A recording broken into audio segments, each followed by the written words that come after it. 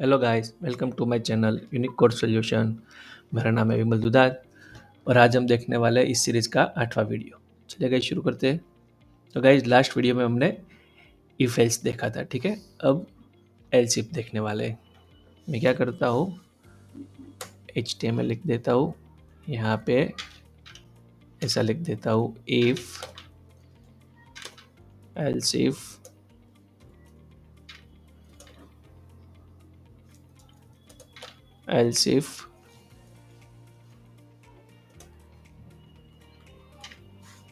इस तरह से और एल्स इस तरह से लिख देता हूँ।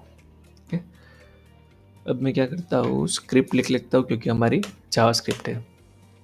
तो गाइस मैं ले लेता हूँ variable a is equal to 10, b is equal to 10।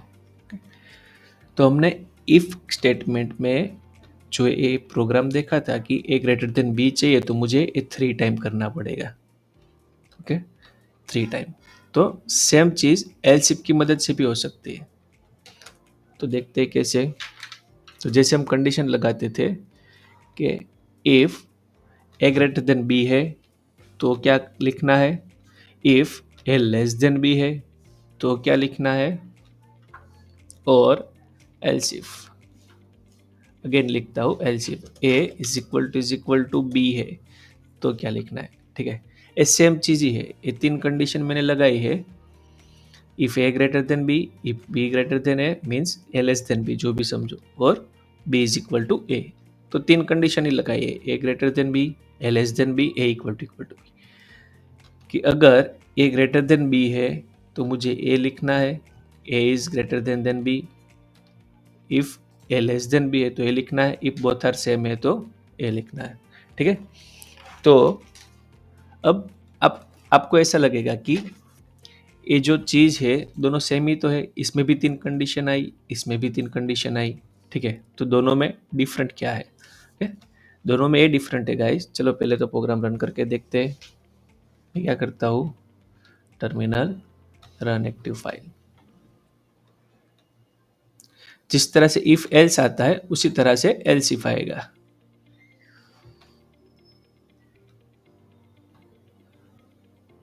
Browser on कर लेता हूँ।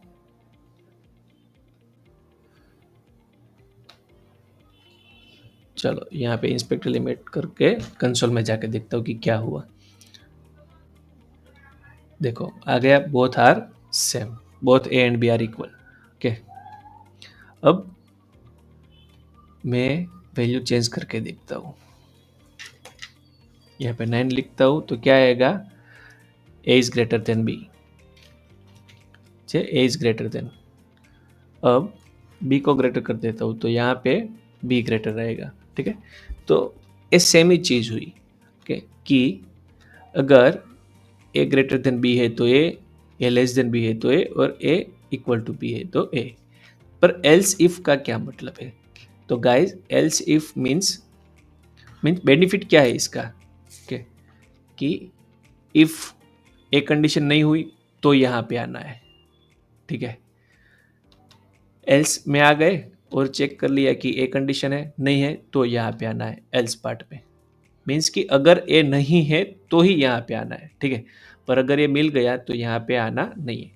तो else if else if else if else if जितनी भी बार लिखो लिख सकते हो, पर इसमें और उसमें फर्क क्या है कि इस पे कंडीशन क्या है, इफ कंडीशन है तो ये चेक करेगा कि ए ग्रेटर देन बी है, हाँ है, तो ये प्रिंट करेगा। ओके, उसके बाद ये फिर से चेक करने आएगा, बी ग्रेटर देन ए है, नहीं है, फिर से चेक करने आएगा, दोनों इक्वल है, नहीं है। अरे भाई यहाँ पे मिल गया है आपको, तो एक कंडीशन खामा का क्यों चेक करवाए, खामा का क्यों टाइम स्पेंड करें। ठीक है, ये तो चलो 3 ही कंडीशन है। अगर 50 कंडीशन, 100 कंडीशन, लूप के अंदर 1000 कंडीशन है तो आप क्या करोगे, तो 1000 बार चेक करना पड़ेगा। तो इससे बेटर है ये कि अगर अगर फर्स्ट अटेम्प्ट में ही आपको मिल गया ट्रू, ठीक है, तो यहाँ से सारा कोड ब्रेक हो जाएगा, मीन्स वो पढ़ेगा ही नहीं। ठीक है, तो ये इसका बेनिफिट है कि अगर आपके पास 99 कंडीशन है और आपको फर्स्ट अटेम्प्ट में ही मिल गया तो बाकी के 99 बार चेक नहीं करेगा। हाँ, लास्ट टाइम में हो गया, चलो लास्ट टाइम सभी के सभी 98 बार नहीं हुआ ट्रू, 99 बार कंडीशन ट्रू हुई, तो दोनों का सेम ही होगा, पर उसमें चांसेस बहुत कम है। हो भी सकता है, पर हो सकता है तो कोई बात नहीं, दोनों सेम ही है। पर अगर नहीं हुआ तो बेनिफिट है यहाँ पे। तो जब भी फिक्स सिनारियो है आपके पास, तो आप इफ एल्स इफ लिख सकते हो, ठीक है। और अब आपके पास फिक्स थ्री ही सिनारियो है कि ए ग्रेटर देन हो सकता है, या तो लेस देन हो सकता है, या तो इक्वल हो सकता है, इसके अलावा कुछ नहीं हो सकता, ठीक है। तो आपको ये चीज करने की जरूरत नहीं है, ठीक है, लिखने की जरूरत नहीं। एल्स पार्ट लिख सकते हो कि अगर ये दोनों में नहीं है तो इसका मतलब यही हुआ कि सेम ही होगा, कोई इश्यू नहीं है, ठीक है। कि अगर ए ग्रेटर देन भी नहीं है, लेस देन भी नहीं है, तो जाहिर सी बात है इक्वल ही होगा, ठीक है। तो आप एल्स लिख सकते हो। अब इसमें भी आप एल्स इफ ऐसे ही लिख सकते हो जैसे हमने लिखा था। अब मैंने एल्स पार्ट एंड नहीं किया, ठीक है, तो कोई ज़रूरत नहीं, एल्स पार्ट एंड नहीं करोगे तो भी चलेगा, एंड करते हो ठीक है यहाँ पे तो भी चलेगा, कोई इश्यू नहीं है, ओके। चलो ये एल्स हो गया। तो गाइस ये हो गया हमारा program, okay, A less than greater than B. अब गाइस इसको मैं थोड़ी देर के लिए कमेंट आउट करता हूँ। अब हम एक और चीज़ देखेंगे, लॉजिकल ऑपरेटर, ठीक है। लॉजिकल ऑपरेटर देखते हैं, यहाँ पे एक 9 करके कर देता हूँ, लॉजिकल ऑपरेटर। लॉजिकल ऑपरेटर मैं क्या करता हूँ, इसको कॉपी कर देता हूँ, इसको पेस्ट कर देता हूँ, ओके। यहाँ पे मैं लिखता हूँ लॉजिकल ऑपरेटर। तो लॉजिकल ऑपरेटर कौन कौन से है, ओके। तो लॉजिकल ऑपरेटर है एंड और नॉट, लॉजिकल ऑपरेटर, ठीक है। लॉजिकल ऑपरेटर, लॉजिकल ऑपरेटर कौन कौन से है, तो यहाँ पे मैं लिख लेता हूँ एंड, जिसका सिंबल है डबल एंड, और जिसका सिंबल है पाइप डबल, ठीक है, और नॉट मीन्स नॉट।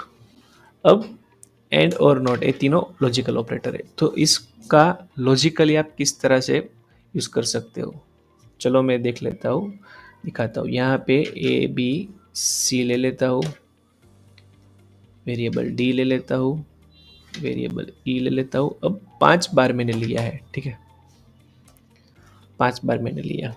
अब इसमें इक्वल टू वाला केस थोड़ी देर के लिए भूल जाते हैं, जैसे कि ए और बी दोनों सेम ही हो सकते हैं, सेम भी हो सकते हैं। हमें कि इन सब में से बिग इंटीजर कौन सा है, ए बी सी वो नहीं चाहिए कि भाई 40 बिग है, इन सब में से मैक्सिमम इंटीजर कौन सा है, ठीक है। तो यहाँ पे 90 है, अब मैं यहाँ पे 40 कर देता हूँ, तो मुझे चाहिए 40, ठीक है।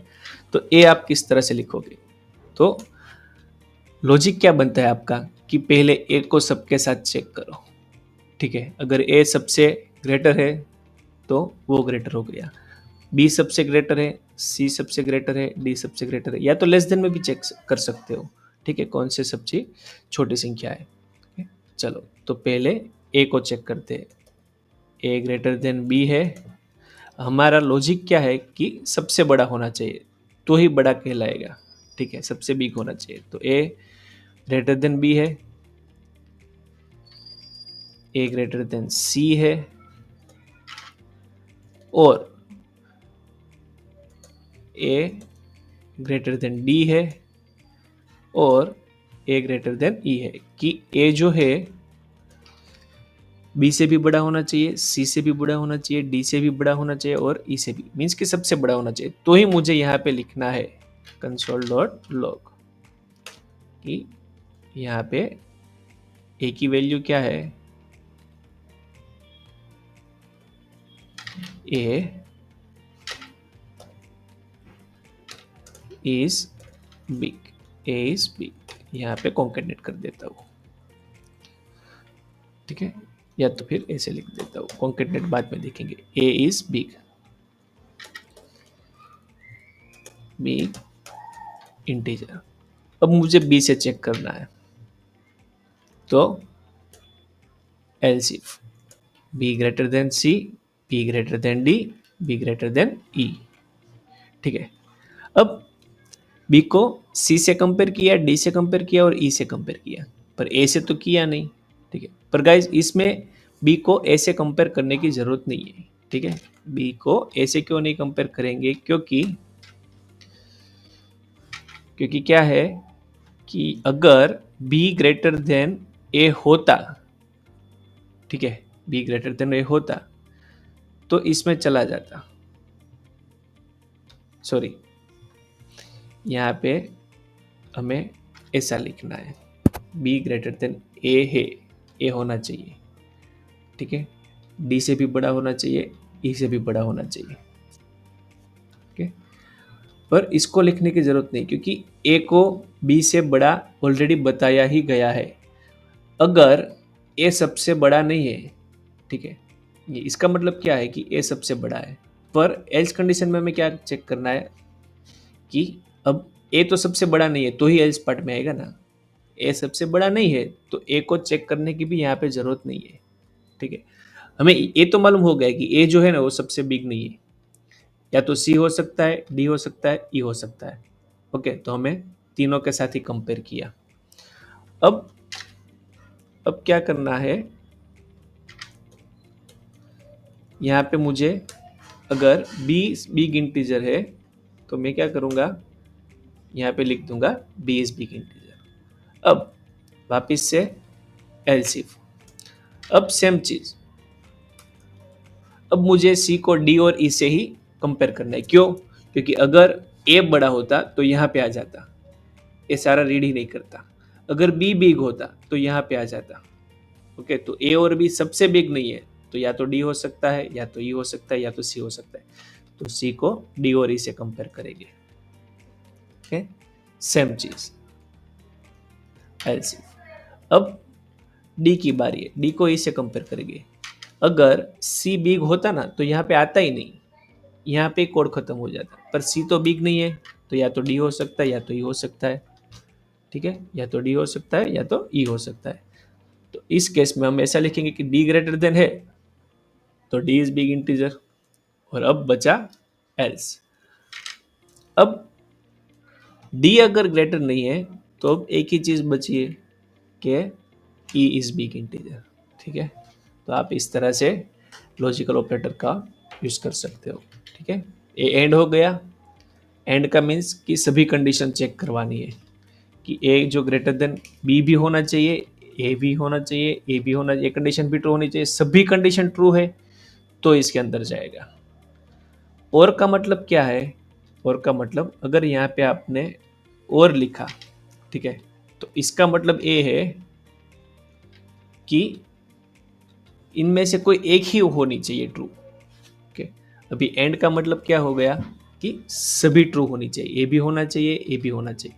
और का मतलब इन सब में से कोई एक भी हो गया तो आने दो, कोई इश्यू नहीं है। ठीक है, तो ये है लॉजिक ऑपरेटर। नॉट का मीनिंग्स तो आपको पता ही है कि नॉट इक्वल टू मीन्स कि दोनों सेम ना हो तब आना चाहिए।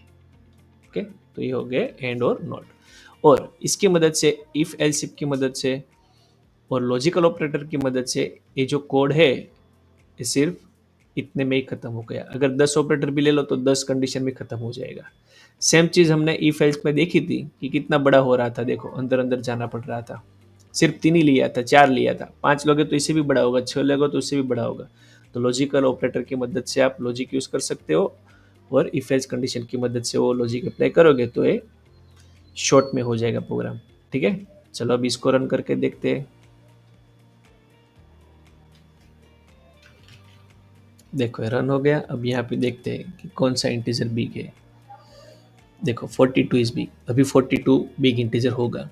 चलो देख लेते हैं 42 ही है या कोई और बिग है। हाँ देखो यहाँ पे 42 बिग है। अब मैं क्या करता हूँ, यहाँ पे 43 कर देता हूँ, सेव करके वापस रिफ्रेश करता हूँ, बोल दिया 43 इज बिग। अब मैं यहाँ पे 44 कर देता हूँ, किसी को भी ले सकते हो, ऐसा नहीं है, वो सारी कंडीशन चेक करेगा। रिफ्रेश करता हूँ तो 44 इज बिग। अब यहाँ पे 49 लिख देता हूँ, तो 49 इज बिग बोलेगा, 49 इज बिग। वापिस से इसको 45 कर देता हूँ, इसको 60 कर देता हूँ, तो बोल देगा कि 60 इज बिग। ठीक है, तो ये हो गया प्रोग्राम, और ये हो गया लॉजिकल ऑपरेटर, और ये हो गया एलसिफ। ठीक है, एलसिफ का मतलब क्या है कि एल्स पार्ट में कंडीशन चेक करना है। अब एल्स पार्ट का मतलब क्या होता था कि यहाँ पे ट्रू नहीं है, ठीक है, तो एल्स पार्ट में डाल दो, चाहे वो ट्रू हो या ना हो। गलत बात है तो भी एल्स पार्ट में आने दो, सही है तो भी एल्स पार्ट में आने दो। अगर इसने एक्सेप्ट नहीं किया, इसने ठुकरा दिया है, तो आप यहाँ पे आ सकते हो। ओके, सेम चीज, अगर इसने मना कर दिया लेने से, तो ए बंदा ले लेगा, पर बंदा लेगा पर डायरेक्ट नहीं लेगा। ये पहले कंडीशन चेक करेगा कि मैं, मुझे ऐसी कंडीशन मिलेगी तो ही मैं लूंगा, अदरवाइज नहीं लूंगा। ठीक है, अगर मिल रही है तो ये बंदा ले लेगा, अगर नहीं मिल रही तो आगे बढ़ेगा। ओके, और वापस एल शिफ्ट दिखा तो वापस चेक करेगा दूसरा बंदा, पर नहीं मिला, एल्स पार्ट है, तो क्या होगा, ले लेगा भाई, चलो भाई मुझे तो जैसा भी है चलेगा, कोई इश्यू नहीं है। ओके, तो ये हो गया एल शिफ्ट, और ये हो गया लॉजिकल ऑपरेटर। तो ठीक है गाइज, आज के लिए इतना ही। अगर आपको मेरा वीडियो पसंद आए तो प्लीज़ गाइज लाइक कीजिए, और अभी तक आपने मेरे चैनल को सब्सक्राइब नहीं किया तो प्लीज़ सब्सक्राइब कीजिए, और ज़्यादा से ज़्यादा मेरे चैनल को शेयर कीजिए, ताकि इस तरह के औसम वीडियो में ला सकूँ। तो मिलते हैं गाइज अगले वीडियो में, तब तक के लिए bye guys, thank you for watching.